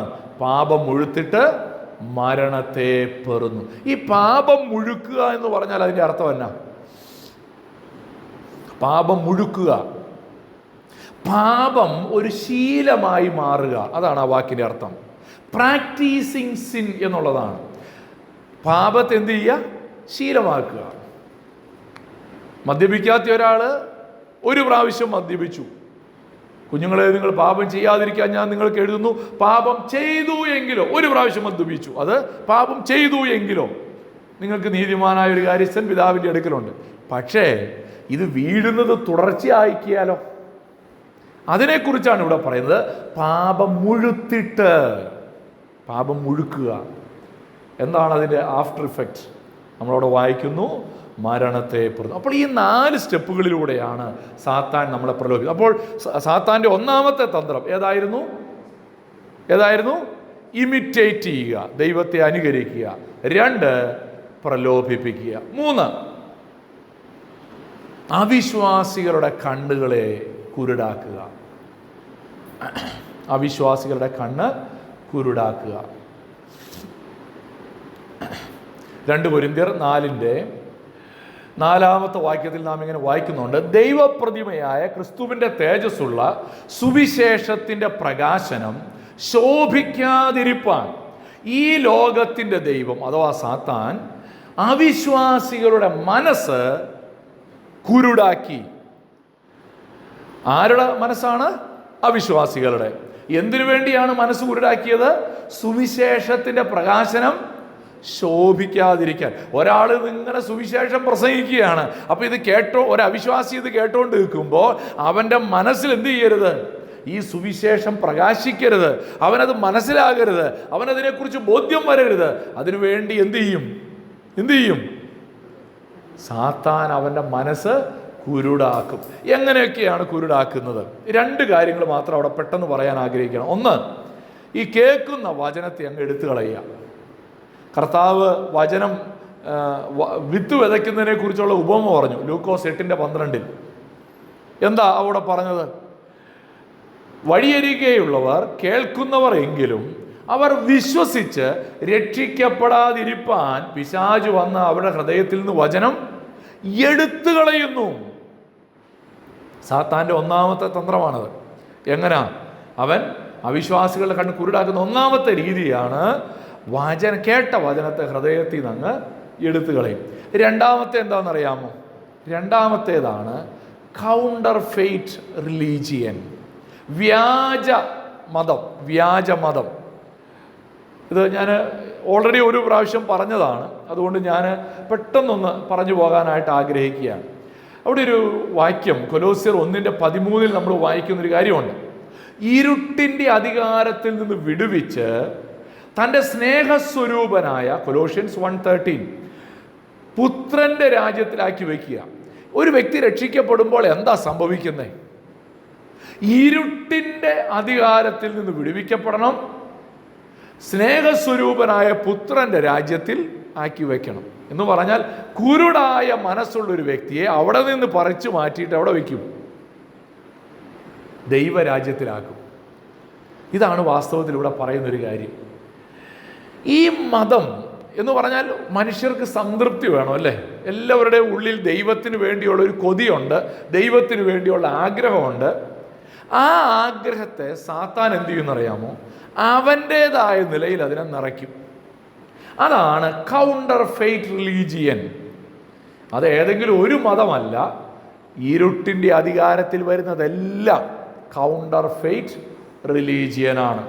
അതിനുവേണ്ടി അവന് വ്യാജ ഉപദേശങ്ങളുണ്ട്. 1 തിമോത്തിയോസ് 4:1 നമ്മൾ വായിക്കുന്നു വ്യാജ ഉപദേശങ്ങൾ. അവിടെ നമ്മൾ വായിക്കുന്നത് എന്താ? എന്നാൽ ഭാവി കാലത്ത് ചിലർ വ്യാജാത്മാക്കളെയും ഭൂതങ്ങളുടെ ഉപദേശത്തെയും ആശ്രയിച്ച് ഭോഷ്കു പറയുന്നവരുടെ കപടത്താൽ വിശ്വാസം ത്യജിക്കും എന്ന് ആത്മാവ് തെളിവായി പറയുന്നു. അപ്പോൾ നോക്കിയേ, ഭൂതങ്ങളുടെ ഉപദേശം, ഫേക്ക് ഡോക്ട്രിൻസ് അല്ലെങ്കിൽ ഫോൾസ് ഡോക്ട്രിൻസ്. ഇന്ന് സാത്താൻ്റെ ഏറ്റവും നല്ല തന്ത്രം എന്താണെന്നറിയാമോ? സഭകളിലൊക്കെ ദുരുപദേശം കടത്തിവിടുക. സത്യ ഉപദേശമുണ്ട്, ബൈബിൾ എന്ത് പഠിപ്പിക്കുന്നു, എന്നാൽ അതിനെന്ത് ചെയ്യും? കോട്ടിമാട്ടി ചെറിയ ചെറിയ ചേഞ്ചസ് വരുത്തിയിട്ട് ഇത് താനല്ലയോ അത് എന്ന് തോന്നുന്ന രീതിയിൽ എന്ത് ചെയ്യും?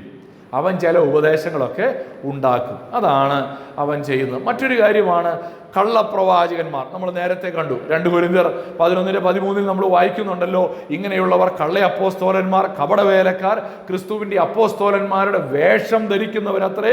അത് ആശ്ചര്യവുമല്ല, സാത്താൻ താനും വെളിച്ചദൂതന്റെ വേഷം ധരിക്കുന്നുവല്ലോ. അപ്പോൾ ഈ സത്യസഭ അല്ലെങ്കിൽ ഒരു ശരിയായ വിശ്വാസം ഉണ്ടെങ്കിൽ അതിനെ എന്ത് ചെയ്യുന്നുണ്ട്? അവൻ ഫേക്ക് ചെയ്യുന്നുണ്ട് എന്ന് നമുക്കിവിടെ കാണാനായിട്ട് കഴിയും. മറ്റൊരു കാര്യമാണ് എതിർ ക്രിസ്തു. നമുക്ക് എല്ലാവർക്കും അറിയാം, 1 യോഹന്നാൻ 2:18 നമ്മൾ വായിക്കുന്നുണ്ട്, എതിർ ക്രിസ്തു. 4:3, 1 യോഹന്നാൻ 4:3, യേശുവിനെ സ്വീകരിക്കാത്ത യാതൊരു ആത്മാവും ദൈവത്തിൽ നിന്നുള്ളത് അല്ല എന്ന് നമ്മൾ അവിടെ വായിക്കുന്നുണ്ട്. അപ്പോൾ ഈ വ്യാജമതം, ഞാനത് അവിടെ വിടുകയാണ്. ഇതൊക്കെ നമ്മൾ നേരത്തെ ഫേക്ക് ബിലീവേഴ്സ് നമ്മൾ നേരത്തെ പറഞ്ഞ വാക്യമാണ്. വേറൊരു സുവിശേഷം അതൊന്ന് മെൻഷൻ ചെയ്യാൻ ആഗ്രഹിക്കുകയാണ്. വേറൊരു സുവിശേഷം 2 കൊരിന്ത്യർ 11:4 മറ്റൊരു യേശുവിനെ പ്രസംഗിക്കുക, വേറൊരു സുവിശേഷം പ്രസംഗിക്കുക. മറ്റൊരു യേശു, അതേത് യേശുവാ? വേറൊരു യേശു, യേശു ക്രിസ്തു എന്ന് തന്നെയായിരിക്കും അവർ പറയുന്നത്. ഇതേ ബൈബിൾ തന്നെയായിരിക്കും എടുക്കുന്നത്. പക്ഷേ യേശുവിൻ്റെ യഥാർത്ഥ സ്വഭാവത്തെ അവരെന്ത് ചെയ്യും? ഹൈഡ് ചെയ്യും. എന്ന് പറഞ്ഞാൽ നിങ്ങൾ ചോദിക്കുന്ന എല്ലാം തരുന്ന ഒരു യേശു, നിങ്ങളുടെ ഹൃദയത്തിൻ്റെ ആഗ്രഹങ്ങളെ സാധിപ്പിക്കുന്ന ഒരു യേശു എന്ന് പറഞ്ഞാൽ ജഡത്തെ തൃപ്തിപ്പെടുത്തുന്ന ഒരു യേശുവിനെ അവതരിപ്പിക്കും. അതാണ് വേറൊരു സുവിശേഷം, വേറൊരു യേശു എന്ന് പറയുന്നത്. അതുപോലെ തന്നെ വ്യാജമായിരിക്കുന്ന അത്ഭുതങ്ങളും അടയാളങ്ങളും, ഡിമോണിക് പവർ, വ്യാജമായിരിക്കുന്ന അത്ഭുതങ്ങളും അടയാളങ്ങളും ചെയ്യുക. നമുക്കറിയാം, മോശ മിസ്രയീമിൽ എന്ത് ചെയ്തു? ഒരു വടിയ നിലത്തിട്ടപ്പോൾ സർപ്പമായിട്ട് മാറി. ഈ മിസ്രയീമ്യ മന്ത്രവാദികൾ എന്ത് ചെയ്തെന്നറിയാമോ? ഇതേ കാര്യം ചെയ്തു. അതാണ് എന്നേസ് എംബ്രേസ് എന്നും എഴുതിയിരിക്കുന്നത്. 2 തിമോത്തിയോസ് 3:8 നമ്മൾ വായിക്കുന്നുണ്ട്. എന്നേസും എംബ്രേസും മോശയോട് എതിർത്ത് നിന്നതുപോലെ. ഈ എന്നേസും എംബ്രേസും ആരാ? അത് ഈ മിസ്രയീമ്യ മന്ത്രവാദികളാണ്. അപ്പോൾ അവർക്കും എന്ത് ചെയ്യാൻ പറ്റി? അത്ഭുതമൊക്കെ ചെയ്യാൻ പറ്റി, അടയാളമൊക്കെ ചെയ്യാൻ പറ്റി.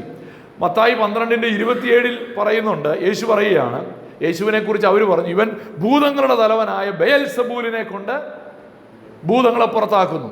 അപ്പോൾ യേശു തിരിച്ചു പറയുകയാണ്, അപ്പം അങ്ങനാണെങ്കിൽ നിങ്ങളുടെ മക്കൾ ആരെ കൊണ്ടാണ് പുറത്താക്കുന്നത്? അത് ഭൂതങ്ങളെ കൊണ്ടല്ലേ. അപ്പോൾ വ്യാജമായിരിക്കുന്ന അത്ഭുതങ്ങളും അടയാളങ്ങളും ഒക്കെ ചെയ്യുന്ന ഒരവസ്ഥയെക്കുറിച്ച് കർത്താവ് അവിടെ പറയുകയാണ്. 4-ാമത്തെ സാത്താൻ്റെ തന്ത്രം. മടുത്തോ? വയറ് നിറഞ്ഞ ഏമ്പക്കം വന്നു തുടങ്ങിയോ? ഞാൻ 3 കാര്യം പറഞ്ഞോളല്ലേ, പക്ഷെ 3 കുറേ സപ്പോയിൻ്റ് ഉണ്ടായിരുന്നു, അതുകൊണ്ടാണ്. മടുത്തോ? നിർത്തണോ? അടുത്ത 2 കാര്യം ചെറുതാ, അതുകൊണ്ട് അതുകൂടെ അങ്ങ് പറഞ്ഞു നിർത്താം അല്ലേ? 8:15 ആയതുകൊണ്ടാണ് ഞാൻ ചോദിച്ചത്. അടുത്തത് 4, സാത്താൻ ഡിസീവ്സ് നേഷൻസ്, രാജ്യങ്ങളെ വഞ്ചിക്കുക. ഇതാണ് 4-ാമത്തെ സാത്താൻ്റെ തന്ത്രം. ഇതുവരെ നമ്മൾ പറഞ്ഞു വന്നതെല്ലാം വ്യക്തിപരമായിരുന്നു, വ്യക്തിപരമായ സാത്താൻ്റെ തന്ത്രങ്ങളെക്കുറിച്ചായിരുന്നു. 4, രാജ്യങ്ങളെ സാത്താൻ വഞ്ചിക്കുകയാണ്. എങ്ങനെയാ വഞ്ചിക്കുന്നത്? ഈ സാത്താന് രാജ്യങ്ങളുടെ മേൽ അധികാരമുണ്ട്. ദാനിയേലിൻ്റെ പുസ്തകത്തിലൊക്കെ നമ്മൾ കഴിഞ്ഞ പ്രാവശ്യമൊക്കെ വായിച്ച വാക്യമാണ്. ദാനിയേൽ 10-ാം അധ്യായം 13-ാമത്തെ വാക്യത്തിൽ ഒരു പ്രയോഗമുണ്ടായിരുന്നു. പാർസി രാജ്യത്തിൻ്റെ പ്രഭു എന്ത് ചെയ്തു? ദാനിയേലിന് സന്ദേശവുമായിട്ട് വന്ന ഗബ്രിയേലിനോട് എതിർത്ത് നിന്നു. ഈ ഗബ്രിയേലിനെ എതിർത്ത് നിൽക്കുന്ന പ്രഭു ആരാണ്? സാത്താന്റെ ദൂതനാണ്. എന്ന് പറഞ്ഞാൽ അവനെ വിളിച്ചിരിക്കുന്ന പേരാണ് പാർസി രാജ്യത്തിൻ്റെ പ്രഭു. അപ്പോൾ ഓരോ ദേശാധിപതികൾ എന്നൊക്കെ നമ്മൾ മലയാളത്തിൽ വായിക്കുന്നില്ലേ, അതാണ്. ഓരോ ഭൂപ്രദേശത്തിനും സാത്താൻ്റെ ഓരോ ഏജന്റുമാർക്ക് അധികാരമുണ്ട്. അതാണ് പാർസി രാജ്യത്തിൻ്റെ പ്രഭു. ദാനിയേൽ 10:20 നമ്മൾ വായിക്കുന്ന ഒരു കാര്യമുണ്ട്. യവനപ്രഭു, അവസാനം 20-ാം വാക്യത്തിൻ്റെ അവസാന ഭാഗത്ത് വായിക്കുന്നുണ്ട് യവനപ്രഭു. ആരാണ് യവനപ്രഭു എന്ന് പറഞ്ഞാൽ? യവന രാജ്യത്തിൻ്റെ മേൽ അധികാരമുള്ള സാത്താൻ്റെ ഒരു ഏജന്റോ അല്ലെങ്കിൽ ഒരു ദൂതൻ എന്ന് നമുക്ക് അവനെ വിളിക്കാം. അപ്പൊ ഇവരെന്താ ചെയ്യുന്ന? വാസ്തവത്തിൽ ഇവരെന്തോ ചെയ്യും? ഇവർ ചെയ്യുന്ന കാര്യങ്ങളാണ്, അല്ലെങ്കിൽ അവരാണ് ആ രാജ്യത്തിൻ്റെ വ്യവസ്ഥിതിയെ ചലിപ്പിക്കുന്നത്. ഒരു രാജ്യത്ത് അനീതി വർദ്ധിക്കുമ്പോൾ, അധാർമികത വർദ്ധിക്കുമ്പോൾ, അഴിമതി വർദ്ധിക്കുമ്പോൾ, അല്ലെങ്കിൽ ആ രാജ്യത്ത് വിശ്വാസികൾ പീഡിപ്പിക്കപ്പെടുന്നതിൻ്റെ ഒക്കെ പുറകിലുള്ള കാരണം എന്നാണ്? ഈ സാത്താൻ്റെ പ്രഭു അതിൻ്റെ പുറകിൽ പ്രവർത്തിക്കുന്നു എന്നുള്ളതാണ്. അതാണ് വെളിപ്പാട് പുസ്തകം 16-ാമത്തെ അധ്യായം വായിക്കുമ്പോൾ അവിടെ നമ്മൾ വായിക്കുന്നൊരു കാര്യമുണ്ട്. 16-ന്റെ 13, 14 വാക്യങ്ങളിൽ 14-ാം വാക്യത്തിൽ ഇങ്ങനെയാണ് വായിക്കുന്നത്. 13-ാം വാക്യം നമ്മൾ ആദ്യം വായിച്ചതാണ്. 14-ാം വാക്യത്തിൽ ഈ മഹാസർപ്പത്തിൻ്റെയും എതിർ ക്രിസ്തുവിൻ്റെയും കള്ളപ്രവാചകൻ്റെയും വായിൽ നിന്ന് പുറപ്പെടുന്ന അശുദ്ധാത്മാക്കൾ അവര് എന്തു ചെയ്യും? ചുറ്റുപാടും പുറപ്പെടുകയാണ്. അവ 14-ാം വാക്യത്തിൽ പറയാണ്, സർവഭൂതലത്തിലുമുള്ള രാജാക്കന്മാരെ സർവശക്തനായ ദൈവത്തിൻ്റെ മഹാദിവസത്തിലെ യുദ്ധത്തിന് കൂട്ടിച്ചേർപ്പാൻ അത്ഭുതങ്ങൾ ചെയ്തുകൊണ്ട് അവരുടെ അടുക്കിലേക്ക് പുറപ്പെടുന്ന ഭൂതാത്മാക്കൾ തന്നെ. സാത്താൻ്റെ ഒരു വഞ്ചനയെക്കുറിച്ച് അവിടെ പറയുകയാണ്. എപ്പോഴാ? ഈ മഹാപീഡനകാലത്ത് ഇസ്രായേലിനെതിരെ യുദ്ധം ചെയ്യാൻ വേണ്ടി എല്ലാ രാജ്യങ്ങളെയും ഒരുമിച്ച് കൂട്ടുന്നത് ആരാണെന്ന് അറിയാമോ? ആരാ? ഒരു രാജ്യത്തെ യുദ്ധത്തിന് വേണ്ടി കൊണ്ടുവരാൻ ആരാ പോയത്? സാത്താൻ്റെ ദൂതന്മാർ പോവുക. അപ്പോ യുദ്ധത്തിൻ്റെയൊക്കെ പുറകിൽ വ്യാപരിക്കുന്ന ആത്മാവേദ. നമ്മളിവിടെ പക്ഷേ യുദ്ധത്തിന് ഭയങ്കര സപ്പോർട്ടാണ് അല്ലേ? യെരുശലേം ജയിക്കണം, ഇസ്രായേൽ ജയിക്കണം. പക്ഷെ അതിൻ്റെ പുറകിൽ വ്യാപരിക്കുന്ന ആത്മാവേതാണെന്നറിയാമോ? സാത്താൻ്റെ ആത്മാവ് വ്യാപരിക്കുകയാണ്. 1000 ആണ്ട് വാഴ്ചയുടെ അവസാനവും ഞാൻ ആദ്യം പറഞ്ഞില്ലേ, ആ ഗോഗ് മാഗോഗ്, വെളിപ്പാട് 20-ാം അധ്യായം 7 മുതൽ 10 വരെയുള്ള വാക്യങ്ങളിൽ ഈ 1000 ആണ്ട് വാഴ്ച കഴിയുമ്പോൾ സാത്താനെ അല്പകാലത്തേക്കൊന്ന് തുറന്നു വിടുമ്പോൾ അവൻ എന്താ ചെയ്യുന്നതെന്ന് അറിയാമോ? അവൻ ചെയ്യുന്നത് ഇതേ കാര്യമാണ്. ഗോഗ് മാഗോഗ് എന്നീ ജാതികളെയൊക്കെ കൂട്ടിച്ചേർത്തോണ്ട് വീണ്ടും ദൈവത്തോട് മത്സരിക്കാനായിട്ട് അവൻ വരികയാണ്. ജാതികളെ വശീകരിക്കുക, ജാതികളെ യുദ്ധത്തിനായിട്ട് കൂട്ടിക്കൊണ്ടുവരിക.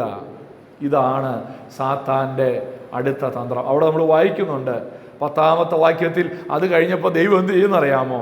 അവരെ വഞ്ചിച്ച പിശാചിനെ കണ്ടോ. സാത്താൻ ഈ രാജ്യങ്ങൾ എന്ത് ചെയ്യുക ചെയ്യുന്നത്? വഞ്ചിക്കുകയാണ്. നിങ്ങൾക്ക് ഈ യുദ്ധത്തിൽ വന്നാൽ നിങ്ങൾക്ക് അത് കിട്ടും, ഇത് കിട്ടും, നിങ്ങൾ ജയിച്ചാൽ. വഞ്ചന ഇതിലൂടെ അവൻ എന്ത് ചെയ്യുകയാണ്? ജാതികളെ ഉപയോഗിക്കുകയാണ് എന്ന് നമുക്ക് കാണാൻ കഴിയും. ഏറ്റവും അവസാനത്തെ ഒരു കാര്യം കൂടെ പറഞ്ഞ് ഞാൻ അവസാനിപ്പിക്കാം. സാത്താൻ നമ്മുടെ മനസ്സുകളെ ആക്രമിക്കുന്നു. Satan attacks the mind. സാത്താൻ നമ്മുടെ മനസ്സുകളെ ആക്രമിക്കുകയാണ്. 2 കൊരിന്ത്യർ 11:3 നമ്മൾ വായിച്ചതുപോലെ, സർപ്പം ഹവ്വയെ ഉപായത്താൽ ചതിച്ചതുപോലെ നിങ്ങളുടെ മനസ്സ് ക്രിസ്തുവിനോടുള്ള ഏകാഗ്രതയും നിർമ്മലതയും വിട്ട് വഷളായി പോകുമോ എന്ന് ഞാൻ ഭയപ്പെടുന്നു. ഇവിടെ പറയുന്നൊരു കാര്യം, സാത്താൻ ചെയ്യുന്നൊരു കാര്യം എന്താണ്? സാത്താൻ മനസ്സിനെ ഏകാഗ്ര ഹൃദയത്തോടെ, ഒരു വ്യക്തി ദൈവത്തെ ഏകാഗ്ര ഹൃദയത്തോടെ സേവിക്കുകയാണ്, അവൻ എന്ത് ചെയ്യുകയാണ്? അവനെ ആക്രമിക്കുക. എങ്ങനെ ആക്രമിക്കുന്നത്?